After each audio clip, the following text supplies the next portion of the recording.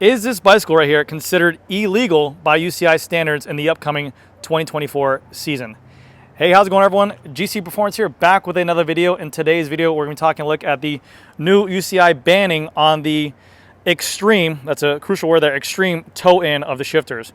We're going to be taking a deep dive in to see what they mean by this, who they're really going after. Is it for more of the manufacturer for the safety of the bar? Is it more for the riders riding the pro peloton?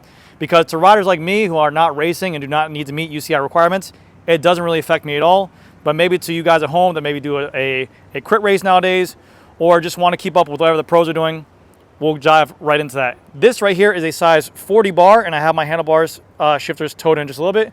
But we're taking a look at the extreme cockpit over there of the BMC, which I have it very, very towed in. And this is kind of like how the pros are riding. You see Pogacar riding, you see Remco riding like this, and we'll go and take a deep dive in on this. But so UCI basically came out and said that they're going to start banning bicycles that have these towed-in shifters like this, mainly for the reason of, I heard some rumors saying that it was to help out manufacturers to avoid cracking or snapping on handlebars for handlebar manufacturer defects. Because when these shifters are made, they're made to be designed to be lined up straight right here. And there are obviously plastic pieces, and you have the metal bleed nut right here that goes where the hose goes into. And when you do aggressively curve them in, they do put a lot of pressure onto this handlebar point right here. This is true, but to a certain point. So there was that point that they're saying they're trying to stop that from happening. But mainly they want to go ahead and make it more safer for the riders to avoid the puppy dog paw position. And what I mean by that is that UCI put out a ban a long time ago to prevent riders from riding on their forearms whenever they're in the breakaway, or let's just say they're in the peloton. They want to get down as low as they can to mimic a TT position. And the UCI banned that because the riders weren't able to have their hands on the shifters for any case that they needed to do a sharp stop to adjust the brakes or anything like that in that pro peloton riding. So they got rid of that. That's where you see these riders. The UCI rule is that if you're going to have your hand, you have to have your hand on the shifters at all times. So you started seeing riders go ahead and put their forearms right on top of the ergonomic part and just basically riding with like a pinky on right here. And this is now considered UCI legal because they have their hand on here. So that's where this narrow handlebar came into place. That's where the really aggressive towed-in shifters came into place. And this is the reason for this UCI ban is what they're talking about. Now, there is no specific guideline for it. There is no amount of tilt that is too much or too less. They just said for extreme shifter tilt-in. Right now, the UCI handlebar says it cannot exceed the maximum width of 500 millimeters, and it cannot be any narrower than 350 millimeters. So that BMC handlebar up top there is 36, that's 360 millimeters. That handlebar is good. The Envy handlebar that comes out is 360 millimeters as well. That's why you only see really pros having a 36 millimeter cockpit up top here, and 35 is considered illegal. And again, that's why you see a lot of those pros that have that option. But a majority of times, the more narrower you go in here as well, you're also getting aerodynamic benefit. So you used to see all these riders who used to run a 42, a 40 centimeter cockpit. They want to go as narrow as possible to gain every kind of advantage they can when going down. The more aerodynamic you get, the more watts you save and everything in between. Now for me, like I mentioned, this UCI rule has no effect on me because I'm not racing. I'm not going to any kind of UCI qualifying events right now, and I could care less. To me, the only reason why I tow my shifters is honestly just for comfort. Me being a cyclist for a long time and just normal ergonomics, if I ride on how a normal shifter is going on, where the handlebar is straight and the shifter goes out straight like this as well.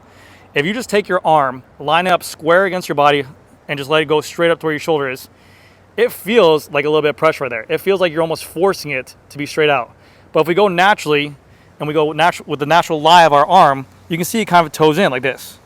It does have a natural ergonomic to it to go straight out like this. So this right here feels more natural, more ergonomic, excuse the wind, it's very windy here in Florida, than how it was with the shifter where it was before. When the shifters are here, I see a lot of times people collapse the wrist, put more pressure on that carpal tunnel nerve, put more pressure on that hand, whereas this, it almost forces your hand to be in a more ergonomic position, and you have a more natural curvature of the shifter.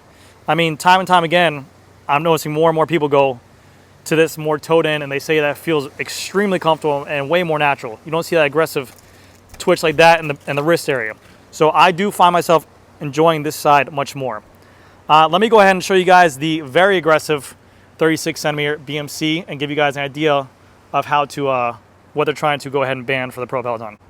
So this right here is the BMC proprietary integrated cockpit one-piece bar and stem combo, which I think is one of the nicest ones out there on the market. It's a 36 centimeter top with a 42 centimeter flare out, very similar to Envy, but it is very, very comfortable. This is my bicycle I'm riding right now. It's a size 56. And this is not the natural position of the handlebar. I actually just towed these in a little bit more than what they were for this video to kind of show you guys. They're a little bit more out, but right here, a 36 centimeter, naturally for my shoulders, I could pretty much line up right here in a puppy dog paw position where people are like lying on the handlebars like this, and you can basically just have a pinky on here.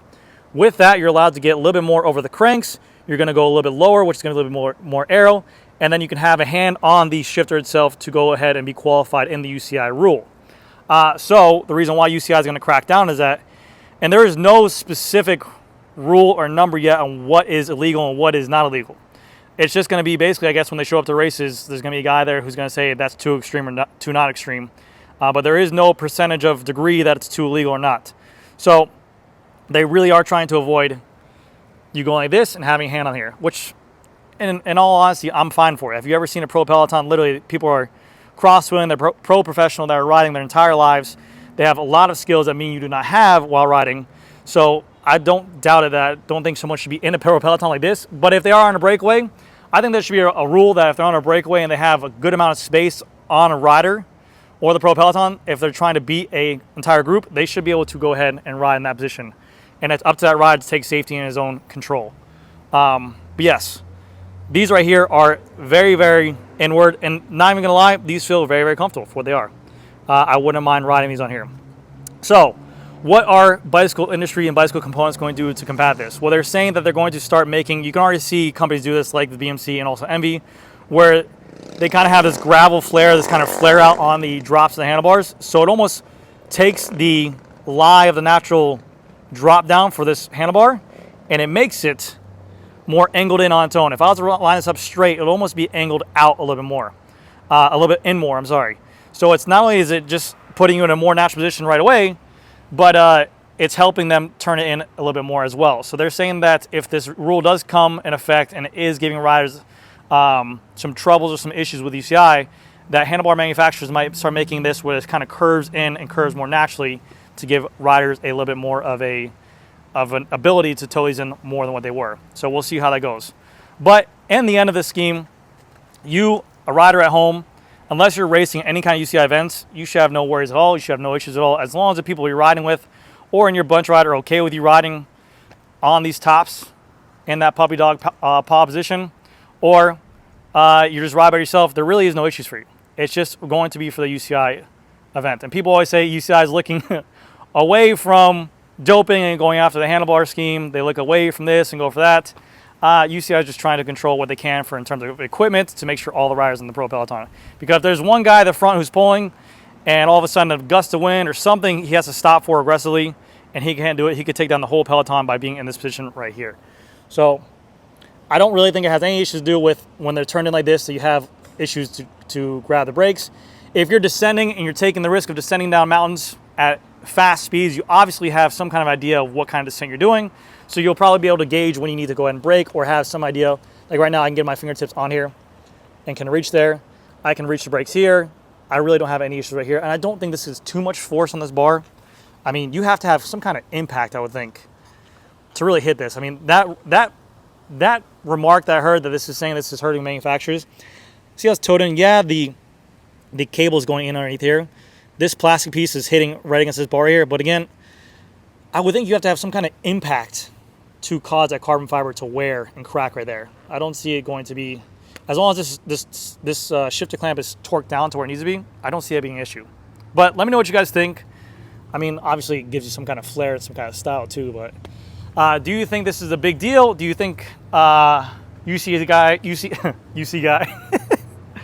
you think UCI is going to reverse this if they get enough kickback? Or do you think just teams are going to cope with it and figure out other ways to go ahead and get advantages? I really do think that the towed-in shifters is a huge ergonomic plus. And I think that anyone who's having shoulder pain, wrist pain, or hand pain, give it a try. It doesn't need to be this extreme, but just a little bit of a natural toe-in is a very natural hand-down position. I mean, even right here, I'm literally shaking like this. That's like a natural toe-in. So when we go ahead and reach out for our handlebars, they go like that. We're not like this, like this. This feels more of a strain. They're like this. So give it a try if you guys are ever having any kind of pain or discomfort. That's going to do it for this video, guys. Thank you guys again so much for watching. I'll see you guys in the next video.